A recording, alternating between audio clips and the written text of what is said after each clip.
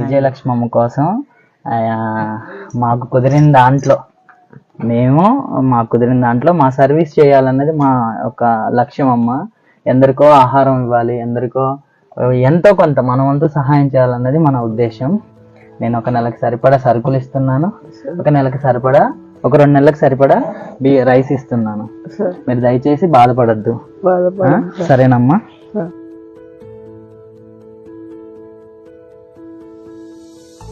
మీకు శారీ ఇస్తున్నానమ్మా, సంతోషంగా ఉండండి.